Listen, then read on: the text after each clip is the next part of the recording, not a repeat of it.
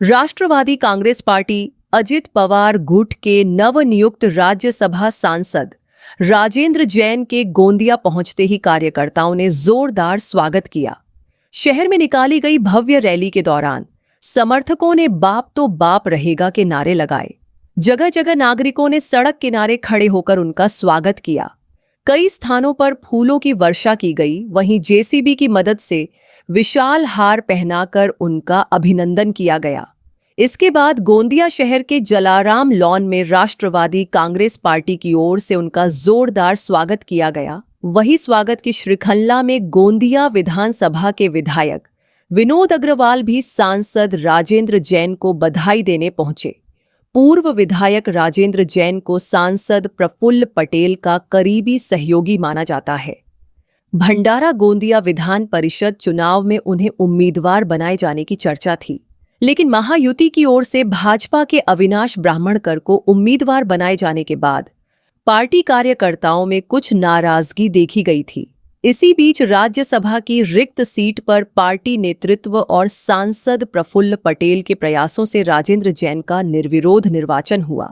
इससे भंडारा गोंदिया सहित पूरे पूर्व विदर्भ में राष्ट्रवादी कांग्रेस पार्टी अजित पवार गुट को नई राजनीतिक मजबूती मिली है।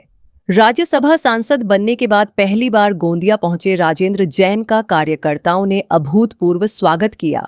इस अवसर पर उन्होंने पार्टी के राष्ट्रीय नेतृत्व तथा सांसद प्रफुल्ल पटेल का आभार व्यक्त किया। उन्होंने कहा कि भंडारा गोंदिया क्षेत्र को अब एक लोकसभा सांसद और 2 राज्यसभा सांसदों का प्रतिनिधित्व प्राप्त है, जिससे जिले के विकास कार्यों को और अधिक गती मिलेगी। काय सांगाल, गोंदिया जिल्ह्यामध्ये आगमन झाले, आपण राज्यसभा खासदार झाले, जिम्मेदारी देखील वाढलेली आहे, काय सांगाल एकंदरीत? पूर्व विदर्भासाठी फार गौरवची गोष्ट आहे। राष्ट्रवादी काँग्रेस पार्टीची आमची नेत्री आदरणीय सुनीत्राताई पवार, आदरणीय सुनील तटकरे साहेब, आदरणीय भुजबल साहेब, आदरणीय पार्थ पवारजी, आदरणीय दिलीप वळसे पाटील आणि खासदार प्रफुल्ल पटेल साहेब सर्वांनी मिळून एक सामान्य कार्यकर्त्याला इतकी मोठी संधी दिलेली आहे आणि या संधीचा सोना करणं माझं काम आहे। मी एकनिष्ठतेने पार्टीच्या पक्षाचं काम केलं आणि कुठेही पक्षाचं काम करताना मी ज्या लगन आणि विश्वासाने काम केला त्याची हे पावती मला पक्षाने दिली आहे। विरोधकांनी खूप पायओढ केलेली होती विधान परिषद निवडणुकीमध्ये, त्यांना एक तमाचा दिलेला आहे। नाही, काही तमाचा नाही आणि काही विरोधक नाही।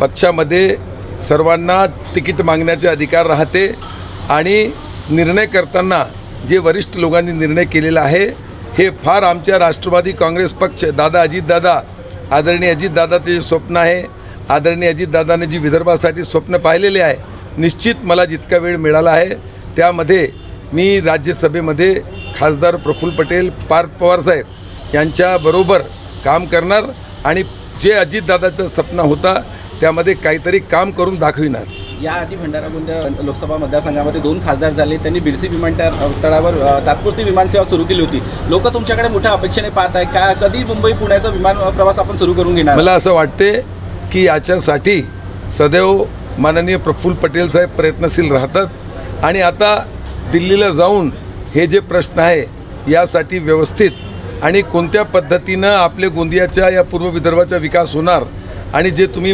एअरपोर्टच्या विमानाचा प्रश्न मांडला त्याच्यावर नक्कीच आम्ही विचार करणार।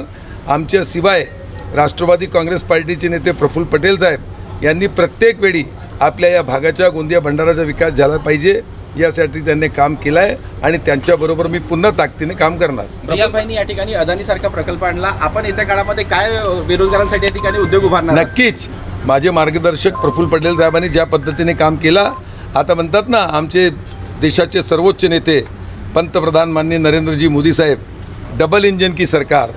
आता गोंदियाला या भागाला पूर्वी विभाग या पूर्ण पूर्व विदर्भाला डबल इंजिन म्हणजे प्रफुल्लभाई समोर आणि मी मागे, डबल इंजिनचे आम्ही 2 खासदार मिळून काम करणार। गोंदिया में राजेंद्र जैन के स्वागत के लिए उमड़ा जनसैलाब और कार्यकर्ताओं का उत्साह उनकी लोकप्रियता को दर्शाता है।